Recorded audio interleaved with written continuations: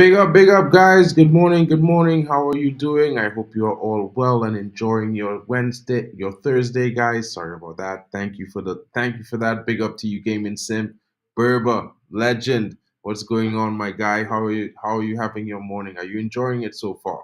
Lots to talk about. Big games today. England at the middle of the day taking on Denmark. It's going to be an interesting tie, guys. Lots to talk about. Let's do the recap of yesterday's game quickly. Let's get right into this and let's hear what transpired, what we thought would have happened. Because obviously for me, I kind of looked at some of the games yesterday and I had my own sort of predictions and thoughts, and I felt like yesterday I kind of thought Croatia was going to lose, but somehow they found a way to get a draw in the game. It was pretty interesting to see what happened. And you know what, guys? I thought if you look at all things combined, the stats and everything of the game, the key stats and everything, it was a pretty close game, which you normally wouldn't be expecting.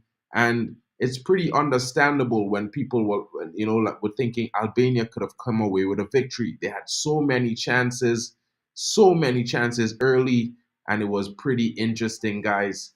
I thought they would have buried the game in the first half, probably grabbed two or three goals, and it just didn't happen. Good morning to you, GB. What's good? Big up to you, Joe Blackman. What's good? What's good? I totally forgot I set this stream up for this time, bro. So I thought it was going to be an hour later, but it was this time. So I had to be live. And I was already late. As GB would probably say, Trini time is working. It's working all the time, my bro. So it was a good game, to be honest. If you looked at some of the games that have been played so far in the tournament, some of the big teams have largely been disappointing matches. When you look at who were available. France had a disappointing game out on Sunday. It was pretty uninteresting, to be fair, and they barely walked away with the 3 points. I think that deflected goal says enough about that game. You know what I mean? And for me, the captain who conceded the second goal to Croatia with a deflection, he played pretty well. And in the end, I think it came full circle when he came back and was the guy to get the equalizer, finishing his shot placed well into the corner away from the goalkeeper, in midst of traffic. It was pretty nice that they were able to grab that point after a hard work in day playing. Guys. So big up to Albania. They now have a point. They're tied for third place with Croatia, and then they're all going into the last round of play. Croatia is facing Italy, and Albania is taking on Spain. And that moves right into what happened, to what transpired right after that game, guys. Because as you know, there was a sort of a tussle in the middle game of the day, which was featuring the host nations Germany taking on Hungary. And I would say Hungary pretty much started pretty well. I thought they did pretty well in the first few minutes of the game. And then Jamal Musiala, he showed up where he always show up, big time in the big games for Germany. And it's one of those interesting things. You know what I mean? A young talent, could have been playing for a whole nother team in this tournament, and I'm talking about England, but it just so happened that he chose Germany, and the guy has been electric. One of the best midfielders on show so far in the tournament. Both performances, definitely man of the match performances, in my opinion, getting a goal each time and contributing to everything good and positive going forward for Germany. I think so far we could all agree that they are the only big name in the tournament to have stepped up so far and stamped their name. But maybe they also have no choice because they are the host nation. They're playing in front of their home fans. So they have to come out and do their best. It's been pretty interesting. Yeah, GB Musiala is the real deal. That youngster has got some moves like Mick Jagger, and you know what? He's got a shot on him, and he can find it anyhow, anyway. His balance is immense. It's immense, guys. You know what I mean? It was a great watch yesterday to see the Germany game. I was kind of sneak watching it during my classes yesterday, so people don't tell on me. But you know what? I kind of enjoyed it. I had it on mute, so I wasn't really hearing the volume, but just watching some of his plays.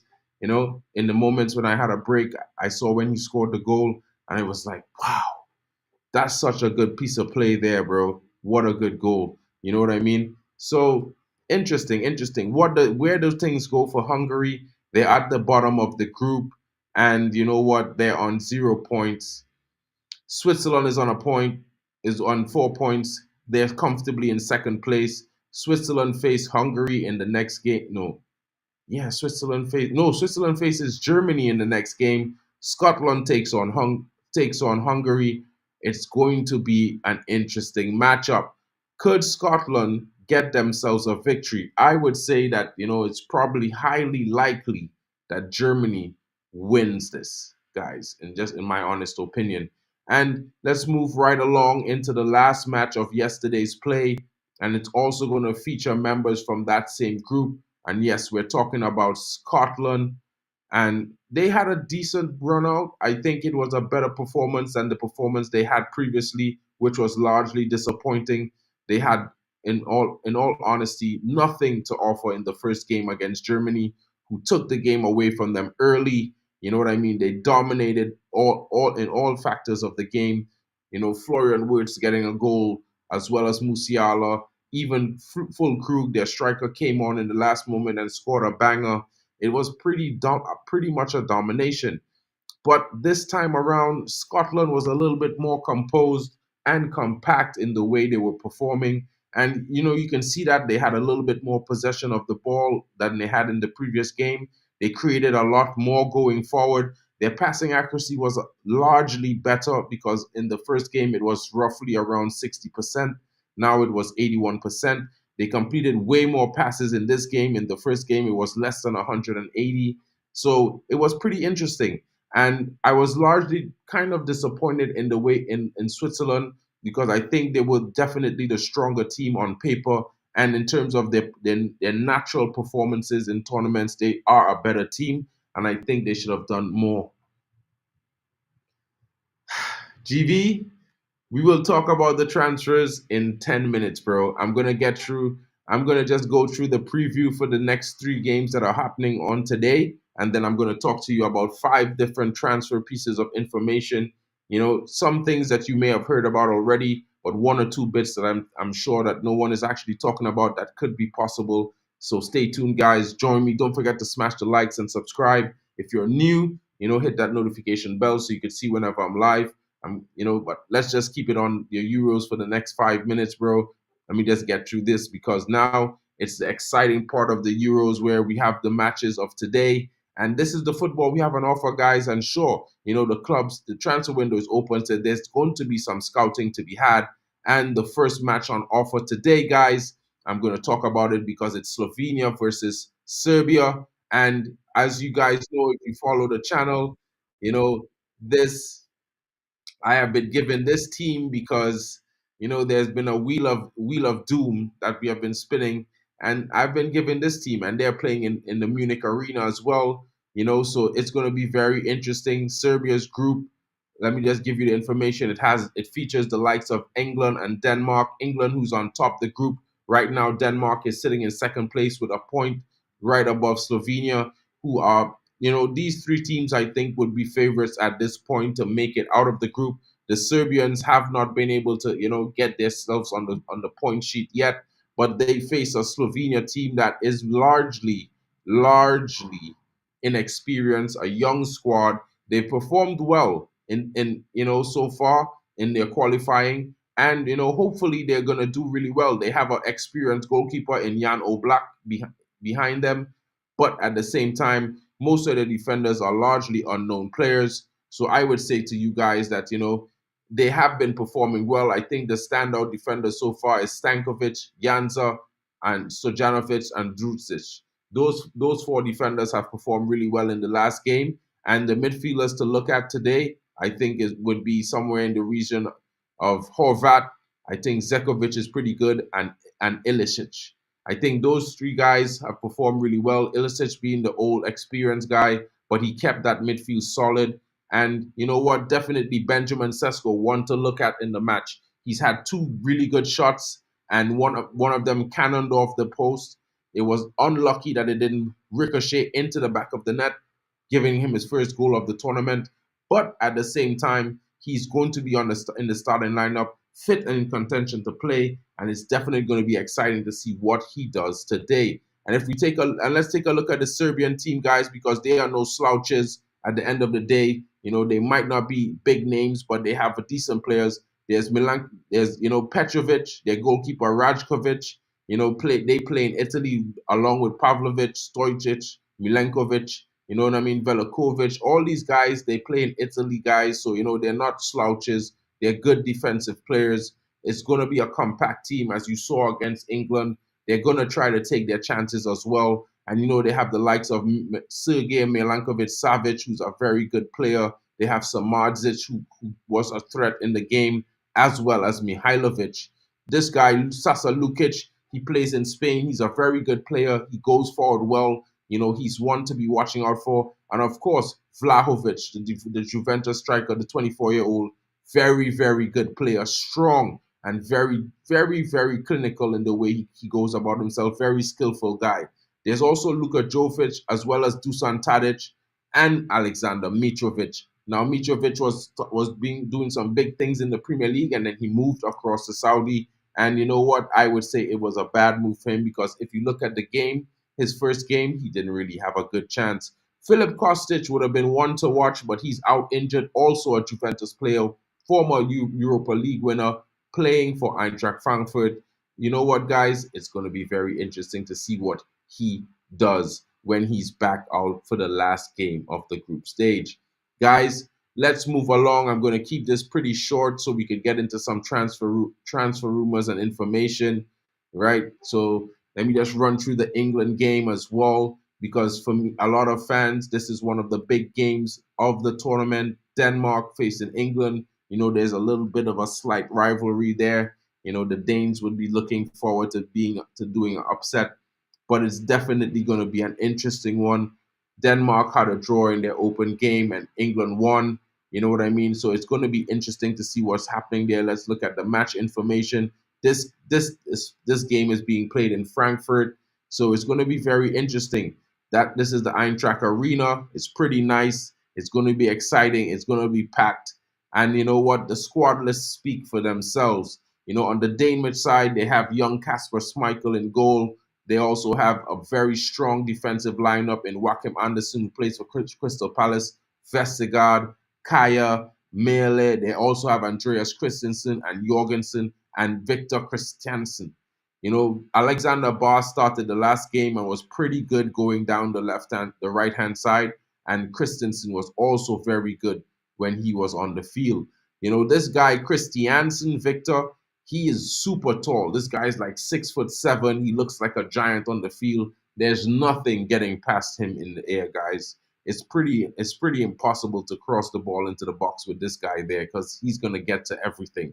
They have a decent midfield. Matthias Jensen, who also plays in the Premier League. He plays for Brentford. Christian Norgard, who also plays at Brentford. Christian Eriksen, who's at Manchester United. Højbjerg, who plays for Spurs. Morten Hulman, the widely reported talent that plays for Sporting Lisbon, is also in the Danish midfield. It's going to be a tough day. And young Jacob Brun Larsen is also on the bench for Denmark.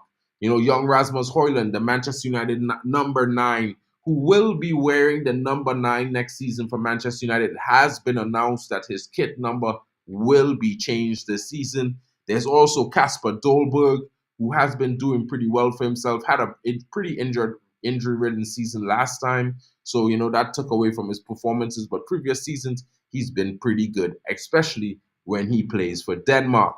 Denmark takes on England, guys. It's going to be quite the clash. I think it's going to be a tough game for England. They had a win in their first game, but their performance was left to be seen. Jordan Pickford in goal. The 30-year-old is very competent.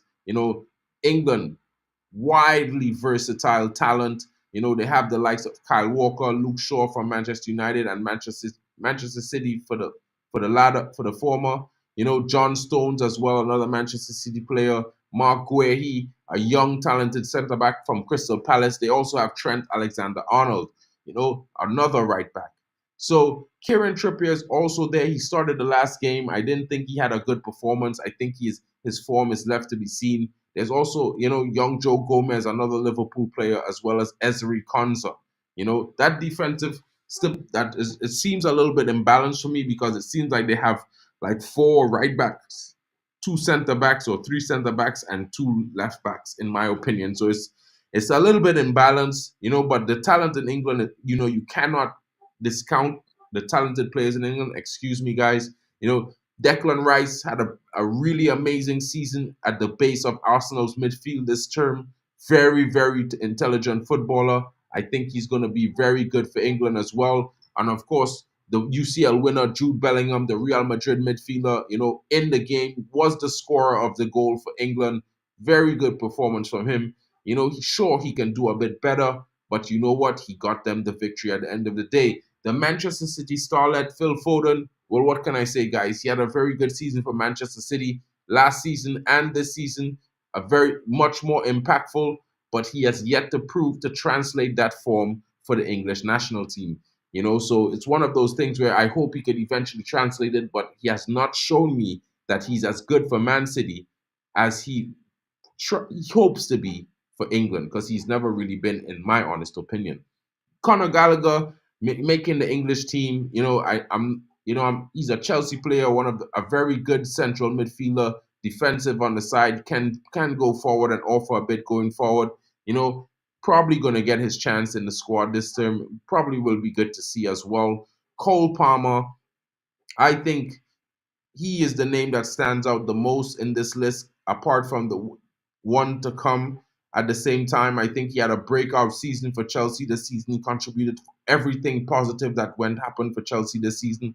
He basically carried them for most of the season, and I would like to see him get some more minutes in the English team, because I think England need goals, and I think he can help provide that. I think I would start him in over Phil Foden at any given day, in my honest opinion. And going down to Adam Wharton, another young talent coming through, he should be also getting his chance in the midfield at some point, but that's left to be seen. A lot of competition is coming up from the Manchester United starlet Kobe Mainoo, who had his breakout season at Man United this season. He basically carried the midfield of Man United most of the season. Very consistent form, very, very good. Just 19 years old, guys. The ceiling is so high for this guy, but you know what? It's going to take some time for him to develop into the player that he should become. Of course, there's Bukayo Saka, Harry Kane, Ivan Toney, Anthony Gordon, Ollie Watkins, Jared Bowen, and Eberechi Eze as the attackers for the English squad. Lots of talent, no matter where you look at it coming from. So you expect the English team to be strong, to be one of the contenders for this tournament, but it's left to be seen if they're going to surmount the task that is in front of them today at 5 p.m. UK time, which is the Denmark national team. Guys, don't forget to smash the likes. Let's move right along, guys. The matches are coming thick and fast. And the biggest game today for me, one of the highlights of this week, it's certainly left no suspense in it. Spain versus Italy is going to be happening tonight at 8 p.m. UK time. And you can find the watch along live right here on MarkN MUFC Fan channel, as well as the Football Power Hour, guys. Stay tuned and come in. Have your say. Join us. Let's talk about the game. This game is going to be played much closer to me. It's played at Gelsenkirchen. I'm probably going to try to get to the next game because I'm unable to make it this one. But it's going to be very interesting, guys, at the Schalke Stadium. Pretty nice stadium to be in. Very, very, good atmosphere. It's very, very healthy for football and for a tough performance. Let's look at the Spanish squad, and they feature the likes of David Raya and Unai Simon. David Raya is the Arsenal goalkeeper. Unai Simon, one of the goalkeepers from in Spain, top goalkeeper this season. Very, very good. He is the starting goalkeeper. Very good performance from him in the first game as Spain went on to win 3-1. Danny Carvajal with a goal. It's left not. There's not much you could not say about Danny Carvajal. Over the years, winning as many titles as he has done playing for Real Madrid. Very, very good quality player. So it's expected that he will always have a good performance. You could say the same about Nacho as well as Grimaldo. You know what I mean? Marc Cucurella plays for Chelsea. Didn't have a great season this season. He gets the nod. Decent performance. He has to do better. Moving right along into the midfield, there's lots of names. Fabian Ruiz would stand out, their man of the match from the last game, with a goal and assist, leading the way for Spain in their victory, as well as Rodri, the Man City man, a decent performance. Was not his best game, but he still helped that midfield stay knitted together and provided that breakup play in the midfield to keep them in contention. Nico Williams, the mainstay at right wing for Spain, very at the left wing, I mean, for Spain, very talented attacker going forward, very good on the ball. It's going to be one of their biggest threats in the tournament, and you have to look out for him. Another talent breaking through, Zubamendi, coming out from Newcastle in the Premier League, making his debut for Spain in this tournament. Very, very talented midfielder. Keep your eyes on him, as well as Pedri.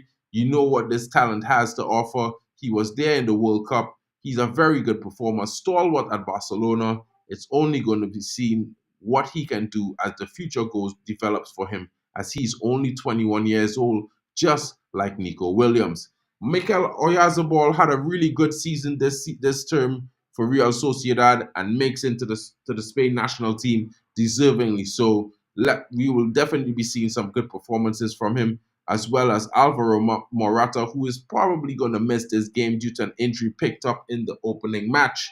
There's also on the striking options as Ferran Torres, Dani Olmo, Joselu, Lamine Yamal, who was their man of the match with 2 assists and a goal, and that was what he did from the right hand side. Youngster, 16 years old, making his debut for the France national team. Don't let his age fool you guys. He's 6'1".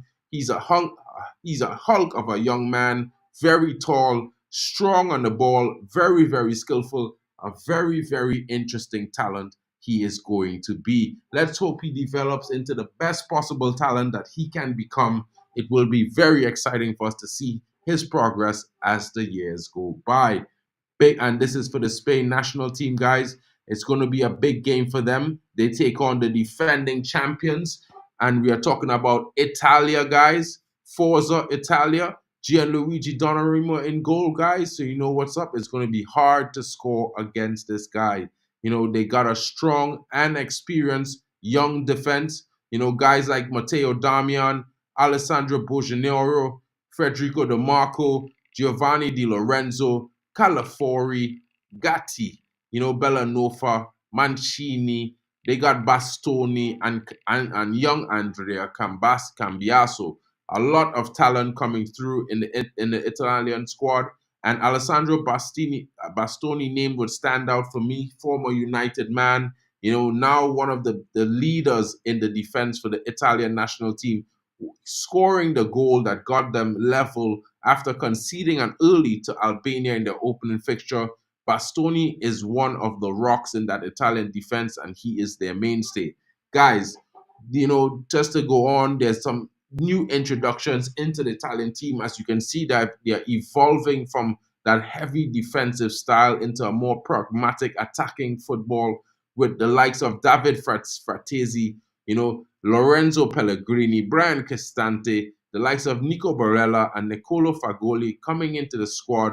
You have also experienced heads like Jorginho in the team that's going to keep them grounded. You have a forward line that is very diverse, featuring the likes of Gianluca Scamacca, Giancomo Raspadori, Federico Cesea, Matteo Retigui, Mattia Zaccani, Stephen El Shaarawy, and Michael Folorunsho. There's a lot of talent in that Italian attack, guys. They provide a wide range of flexible opportunities. There's that big hold-up, tall type of striker in Gianluca Scamacca, and there's the maverick type players like Federico and Raspadori, as well as Retegui. So there's a lot of options here. The Italians have come out with a young look Italian team. On average, is usually more experienced and a different, more defensive team, but they're going through a shift in changes, and they are also on 3 points after winning their first game of the tournament, and they will be taking on Spain as the holders, and they will be wanting to come away with a victory. It's going to be a very good, interesting match, guys, and I'm here for it. Hope you guys are staying tuned as well. And now let's get into some transfer news, guys, because this is what you guys are here for. Kenny, the link is pinned if you want to come in.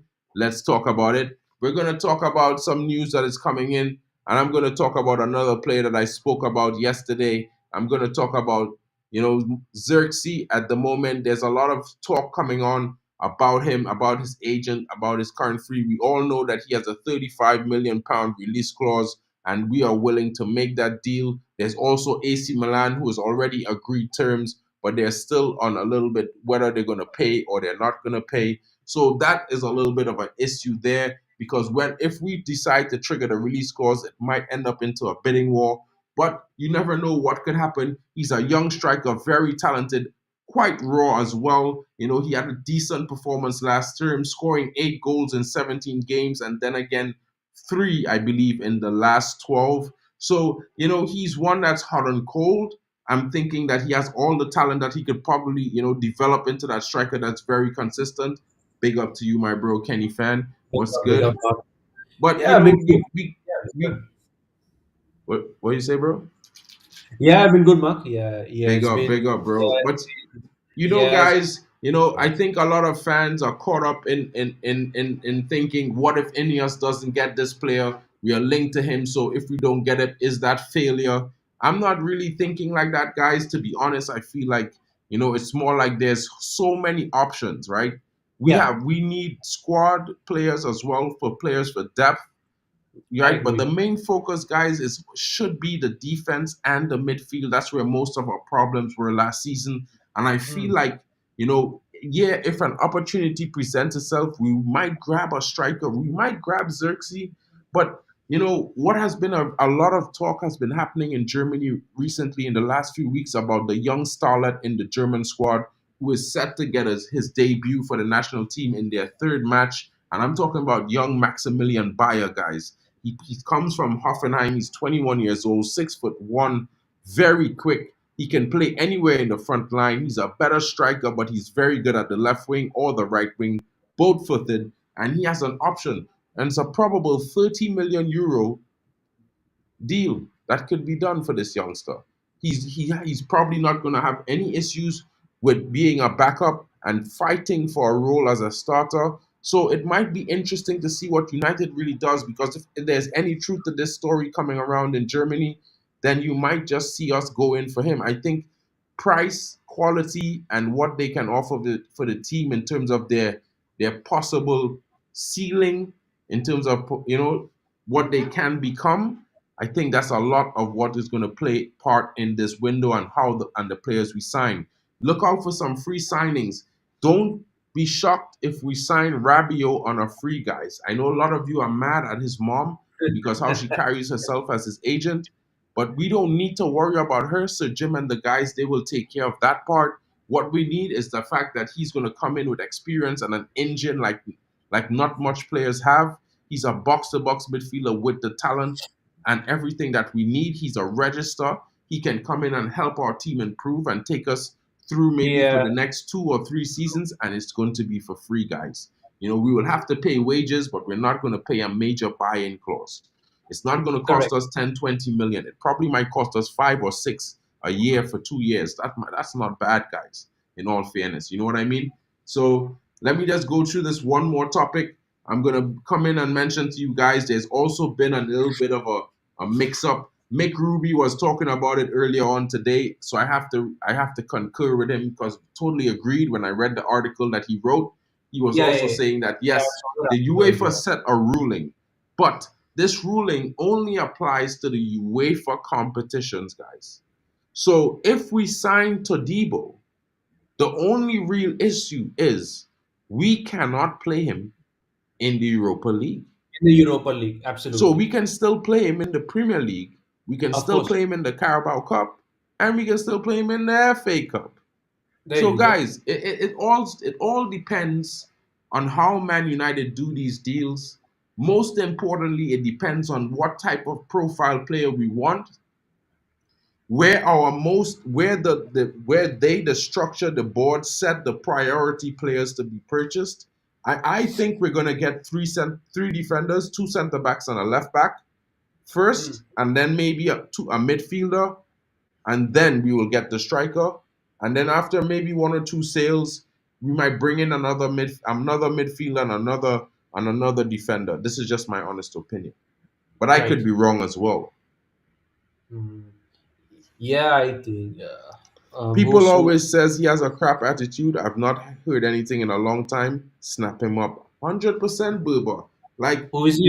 if it's one thing I would say, Berber, is that when you look at Rabiot and you look at his Rabiot. performance in all the teams that he's played for, he's always one of their best midfielders. When he was at PSG, he was one of the best. When he went at Juve, he is one of their best. So you have to look at fans have to stop looking at things in terms of off the field, but they have to look at things on the field because you want the players to be the best on the field. We want to win football games, and to do that, we have to do it Correct. on the field. Absolutely. You know what I'm saying, guys? So, you know, that's just I a little think bit of more a than news, a little bit of an update in case you guys were wondering, was all this noise coming I through? think I think Mark, they may have they I think the fan base may have probably mistaken Rabiot as kind of like what was that Marseille's player's name, the guy who left Arsenal. Oh, Zaka. No, the guy who plays for the guy who plays for Olympique Marseille. Lacazette. No, the other the guy with the long hair. Oh, Faz. No, the Gunduzi. Yes. Guendouzi. Okay, okay, okay. Guendouzi. Yeah, yeah. My bad. Yeah, I thought Probably. I people mean, but people Guendouzi is nowhere near this guy, bro. Like, on his level, you know what I mean? Like, this guy is a proper no-nonsense midfielder. Like, he's very good defensively, very combative. He's very good on the ball.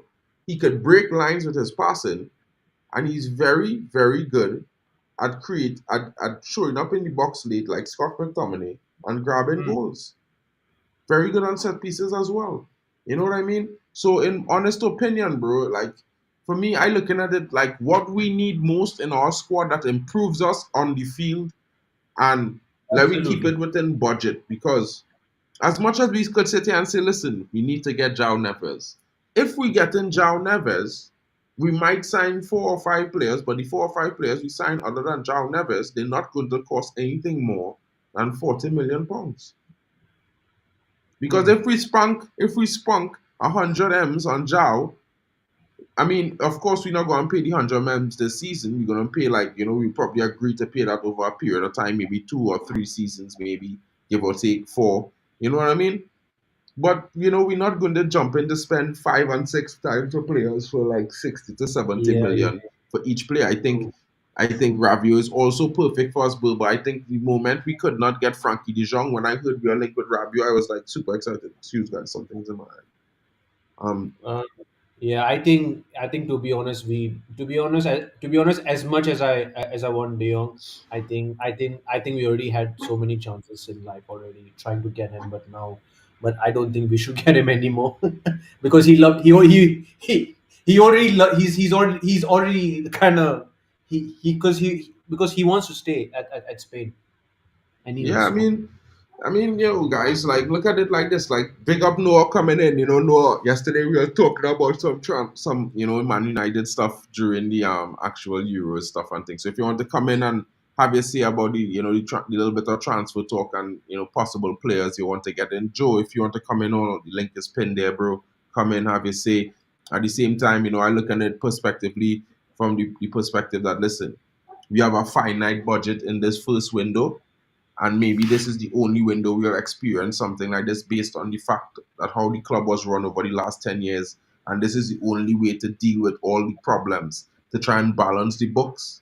Because we also building a $50 million brand new facility for training that's supposed to be finished by the time preseason begins, right?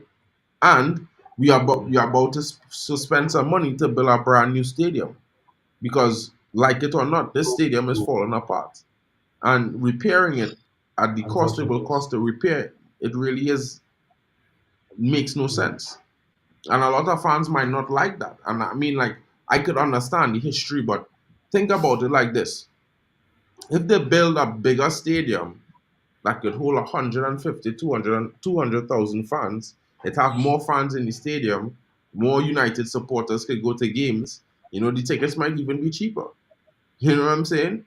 And also, Mm. the plan was just to, make Old Trafford to a two-tier stadium instead of four tiers that it currently have. They would just decrease the size down. So the main base of the stadium is still going to remain. So the heritage will still be there. You Yeah, yeah, understand of what I'm course, of saying? course. You know, Yeah, yeah. big up Joe. What's good, bro? Joe, big up to you. I'm good, G's. What you saying? Chilling, chilling. Like I was just Yeah, talking about some of the stuff you was talking about earlier. Basically, I wanted to talk about two or three other players that we are looking at. There are lots of reports that we're looking at them, but it's not as popular as like the Sixty and the Todibo and these things because these are the players that we have been linked to the longest. But then other And I players, think these are the players that we're going to move to first. I think there's a list. Do you know what I mean? I think there's a list of people that we're going to approach first. And if we have trouble moving to them, then we're going to move to the next one, isn't it? And that's why I think that Xerxes and that's being spoken about more. you see, the thing is, Joe, we always had a list at Man United. The interesting thing is everybody is that a lot of, for me, it's like we now presenting a list, right? But the thing is, from what I know, I have a friend who's a scout, right? And what he tell me is that United always has a list of potential options, right? Of course. And the problem was the recruitment, the guys who decided which player to bring in. And Mm. it went from being, okay, we scout these five players who could probably replace our left-sided midfielder.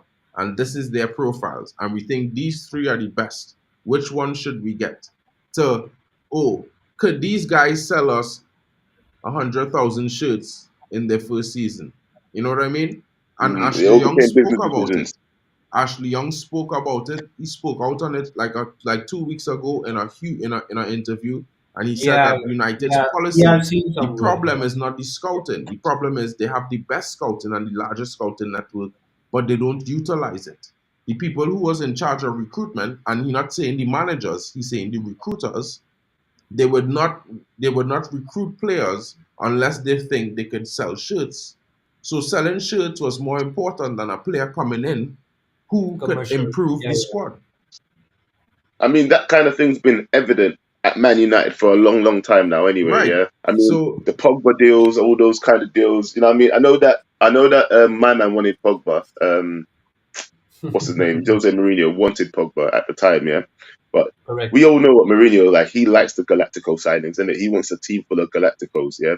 That's what he does. That's what he wants anyway, yeah. That's what he got at true. Chelsea. That's what he expected at United. Now, the thing is, I don't mind that, that kind of thing. If you're gonna bring in players that are gonna suit the mold of what you're trying to build, in it, yeah. Now, for me, I think Man United have been doing it wrong for the last couple of years, ever since Mourinho left. Yeah, they've been. True. At least Mourinho gave you a a direction of what you wanted to do. Do you know what I mean? Yeah, 100%. he gave you a direction of what he wanted and where he wanted to take the team. When it came to like Oli and that, he let them buy whoever they said was necessary. I mean, he didn't even want what's his name. What's that Dutch guy that we bought from Ajax? Donny van der Beek. Yeah. Oh, So don't. see, that's how long it's been since I haven't seen that guy. Donny van der Beek. He wasn't even bought by Oli. Really, it was bought by the club for no reason, just because they needed to get someone. Yeah, and you shouldn't be buying Exactly. players just because you need to get someone. That's just 100%. ridiculous. Yeah, we And was filling spaces for no reason. for Yeah, no and reason, it bro. ended up we've got a convoluted team with overpriced players who are overpaid that we can't get rid of now. And it's like 100%.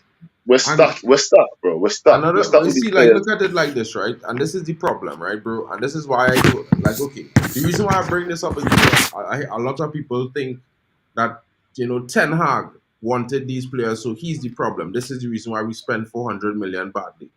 And and I was like, if we look back at the facts, on the 4th of May 2022, Ten Hag provided a list of players and they had a discussion about possible targets, right? This is May 4th, 2022. This is before he even started coaching Yeah, United. This was after he signed his contract. So this is May. The transfer window wasn't open until June, the 4th, the 1st that season, because of the World Cup and stuff. It was pushed up 2 weeks, right? And we did nothing. The players on the list that we got, when we could have bought them for a total fee. I'm talking about Martinez. Let's say Martinez and Anthony together, a total fee of 70, 80 million. We walked away and then went back and paid 135 million, 70 million more. You understand? So Foolishness. foolishness, right? And this is the Yeah, problem. So they I even feel took like now that we have Barada and these guys, the lists that we always had will finally be utilized. So this is why I feel like fans, we need to not stress about the fact that, oh, we might not get Todibo, oh, we might not get Xerxes.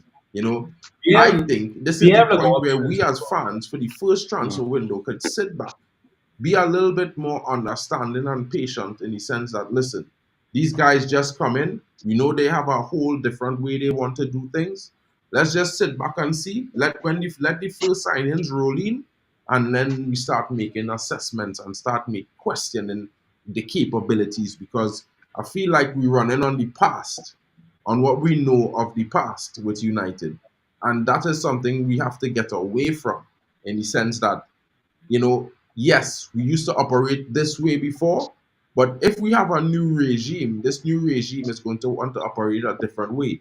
The only problem is there's going to be a period where they will have to try to do things so that they could shift to that new form of operation.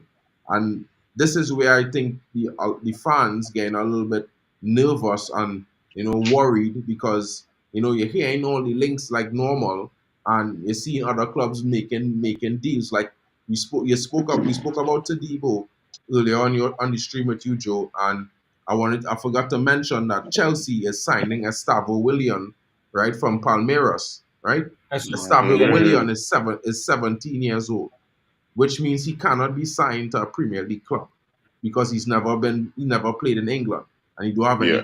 he don't have enough caps for Brazil national senior team, that's crazy. right? Yeah, So here the next thing, they're sending him to Strasbourg in France, which is their on sister loan, club, right? Yeah, right? on loan. Strasbourg in France is going to have him for this full season, and when he turns 18, right, he's going to move to Chelsea. That's crazy. See, they've got the plans in place already. This is why I was asking on stream earlier, bro, yeah, about if Ineos are ready to be a multi-club ownership yet. Do you know what I mean? Yeah. Well, Are yeah, they well, ready? Do they have the logistics, bro? Do they know how to do this?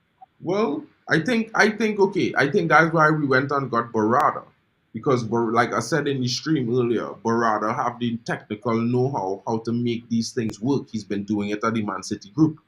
The only problem is our framework and our setup at Man United already in line to function with that way, or that system, which I don't think it is.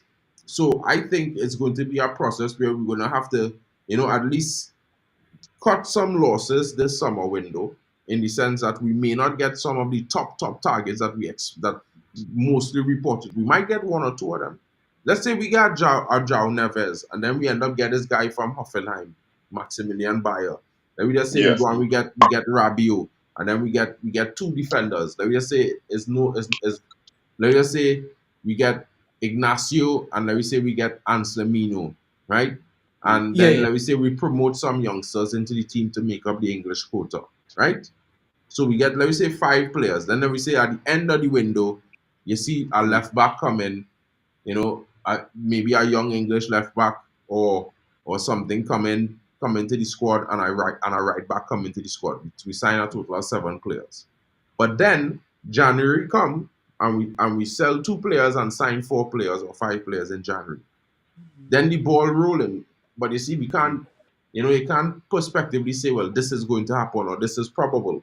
But maybe we constricted, so we have to do things in a certain way this summer, in the best way, most creative way, and wait for the next window to build on that, and the following window. And the only way we could really criticize is when we see the first signing walk through the door. Mm. But you know what? Hey, young Mega, what you saying, bro? Big up, Yeah, bro. What's good, Noah? Yeah, he hasn't said one word. I just think I talked to Nah, him. he Say was one word. listening. I know you have. yeah. He have I know you You have what guys you want to say. having So when you're ready, big up, Noah. Thanks for coming yeah. in, bro. What's good? Well, What are your thoughts, bro? listen, listen. My thoughts are, but listen, next season is gonna be a good game. A new structure. A new project for Ineos. But the project. only thing, what I'm expectation, I know, for me, listen, they need to do a good job for me because it's not just only they brought a new the boards like Omar Brad and even some other good stuff like Jason Wilcox. But the only thing most important that I really want is things to change is that we don't have from our sporting director. That's the only thing we want. But as we are expecting Dan Ashford from Newcastle United, but still he hasn't come. But still we are just waiting and waiting. That's the only thing I'm expecting. And most of all, listen. What I'm expecting that listen, we need to sign a good players because right now the yesterday that I just heard like from Toby though that we wanted him from Nice, but unfortunately we cannot sign him because of the ownership Sergio Markov that he had the same club cannot join. That's the rules of the UEFA came out. So unfortunately it wouldn't work out. But for me, I would have rather to sign from Delight or Kimi Jae, one of them from Bayern Munich, in my opinion. We should have signed They're them. gonna be too expensive though. I know it's gonna be expensive, but we just have to try get lower until we make a deal. That's the main issue. But I know it's not easy, but we just have to try our best. Otherwise, if it doesn't go out as well, so we'll go further. We can get a new Guys, center back. That's all I can guys, say. just know, don't panic, guys. I'm gonna tell you all something. Listen, we could sign Todibo. The only thing is, reality is that he cannot play in Europa League if we sign He him, just can't play in the he just right? can't So, play in is if the the player are willing to come to United and not play in the Europa League, because that is the problem. Because UEFA Yeah, rule states that if we sign him based on the two club model, the two clubs in correct. the Europa League, there's a problem. So, but if he yeah, does not play in the Europa League, there's no problem. So Absolutely. technically, in England, we could do the signing. England Premier League and the FA will allow the signing. He will be able to participate in the FA Cup, the Carabao Cup, Exactly. and the Premier League. He just can't play Europa League. So Mm, that's the only problem. that could work. I okay. mean, Yeah, it That will could work. work, but no, he's gonna want to be involved in the European competition, though, innit? Yeah. But I mean, next year exactly, he'll be able to, though, innit? exactly. So this is now where it comes down to the player have to make a choice. If the player choose to not play in any Europe next season and play only in the Prem, then it works out for everybody. You understand what I'm saying? Well, Because at the that's end of the one day, option. That's one option. You know what I as mean? The one other option, option is they could try and find a loophole. Do you know what I mean? There's many loopholes that can be worked around here. We could sell him to their other sister club, that one that I was talking about in the Swiss league, innit? Yeah, and hmm then and then loan loan him him. to us, loan him back to us. You know, obviously, them clubs won't be getting any. They won't be facing any. They won't be, sorry, providing any money towards his salary. We'd take care of all of that, and we'd probably give everybody a little fee as well, just to keep Oh, everybody happy, innit? It's So possible. I probably don't even need to do that because yeah. the man owns everything, so it's fine. You get me? Understand that is exactly, and yeah, Madhouse. This is exactly what Man City does. Like, I know you're now tuning, but this is what Chelsea does. Chelsea does this with Estavo William. They just did it. They did it with four players before Estavo William. You know what I mean? So when other clubs do it, but they already know, they already have the model in place, they already have these things, the framework set up, club ready to accept, they already have the exchange, they already have the player set, the player already make your player already willing to make the everything had to be Okay. set. We now I like. operate Hold on. I like Berber's comment. Look at Berber's comment. Sopping for Donny. Yeah. It's-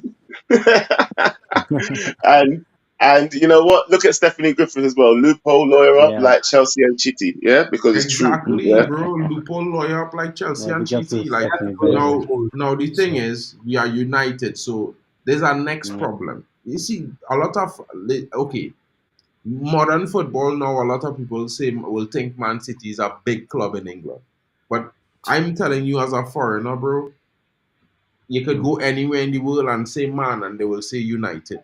You understand what I'm damn saying? Say right. Manchester, and they You will you say need a United. soundboard because that deserved a bomb. Bro, I just Yeah, being because honest, that bro. deserved Like a bomb. anywhere you could go in I any wish language. I wish I really had that soundboard though. Bro, I'd be walking through Germany cities, bro, and people Yeah. wearing Manchester United kits. Understand what I'm saying to you, bro? They don't speak, I mean, they could speak English, but you know what I mean. Understand? And it's not just there. Like you go anywhere. I went in Spain. Fellas walking around in Manchester shirts. Mm. They're not from England, if you know what I mean. So look at it like this: we like Coca-Cola. Everybody know Manchester United. We can't go to anyone and say we want fair price. We have to go to everyone and say, well, bro, we would like to pay this price. It's just Yeah. about fair price, but it's not too expensive for us. If you understand, we always Yeah. go and have that tax issue. But if we start to streamline operations after one or Mm. two transfer windows, and they see, well, okay, we did this window, we did that window, we did this window, they will say, look at our trend. Mm.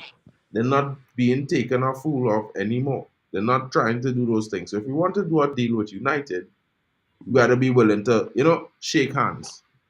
You Got to understand? play ball, blood. Yeah. Play ball.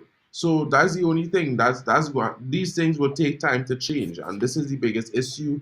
This is the problem. This is where all the stress coming from. Because what? United need Mm. players. Everyone knows it, bro. You know what I mean?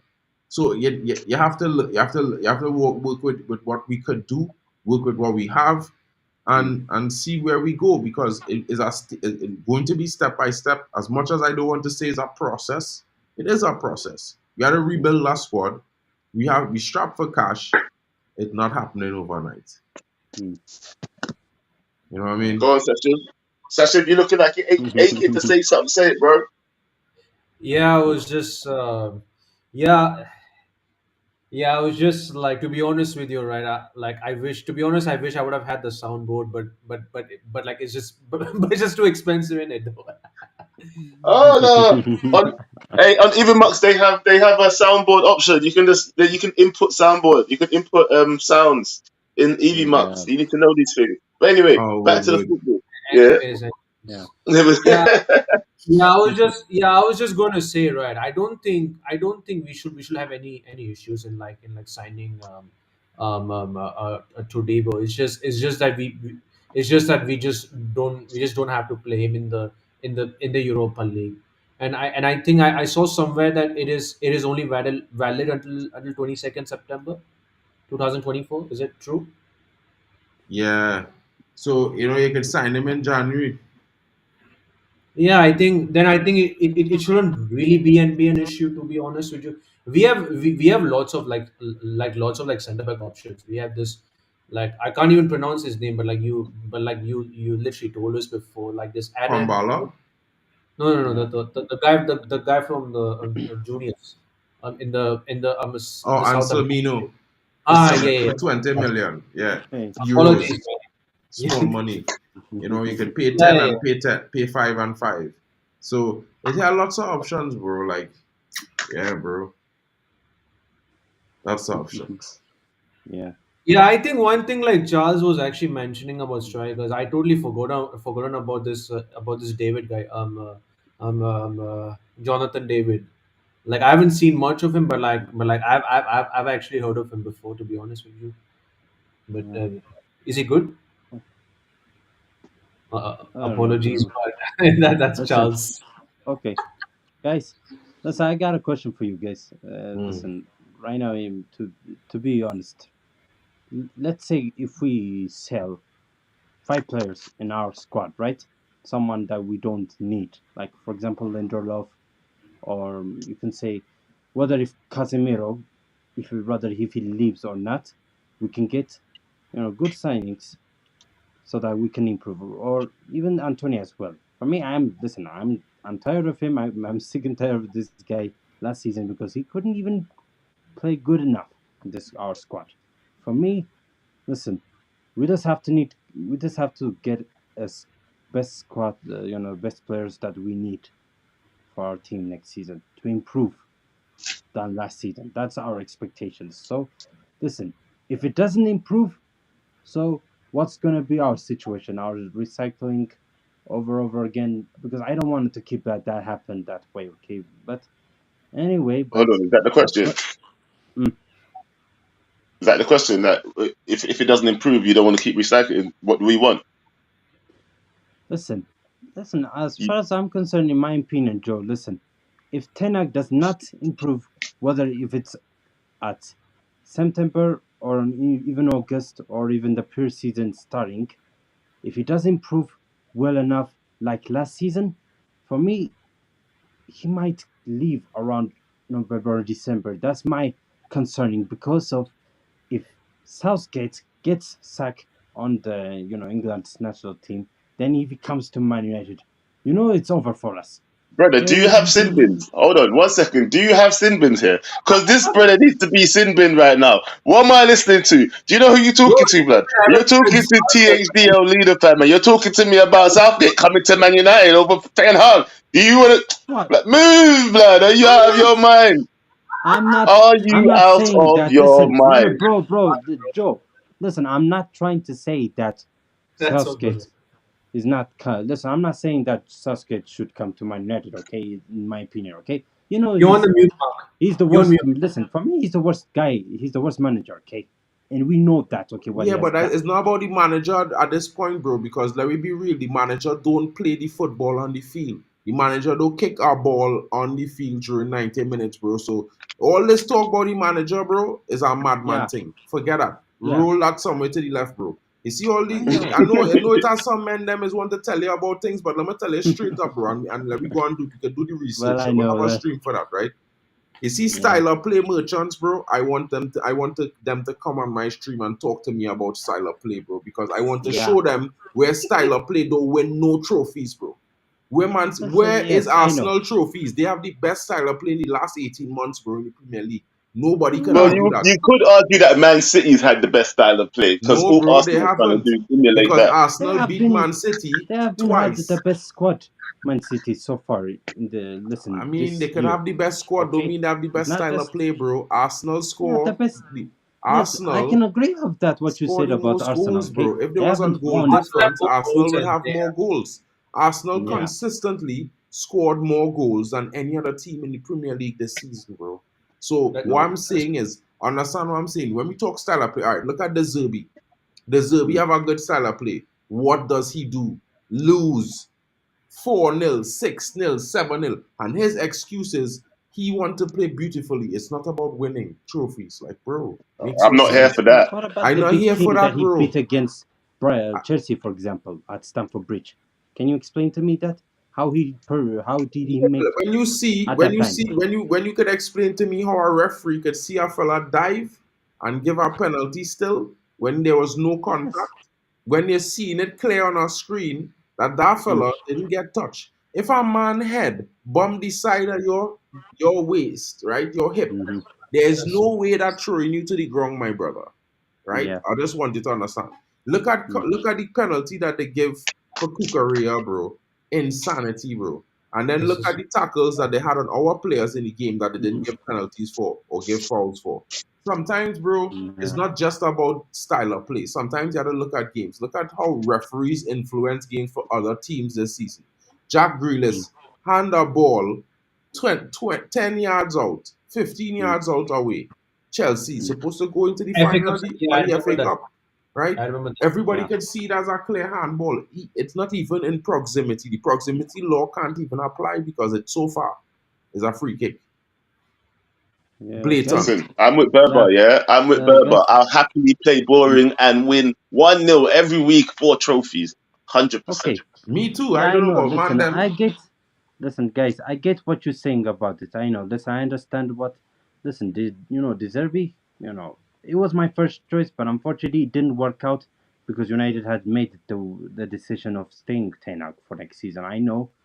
But for me, what I Bro, it's expectation three is that seasons, bro. He got 2 year I know this contract is his plus third one. season.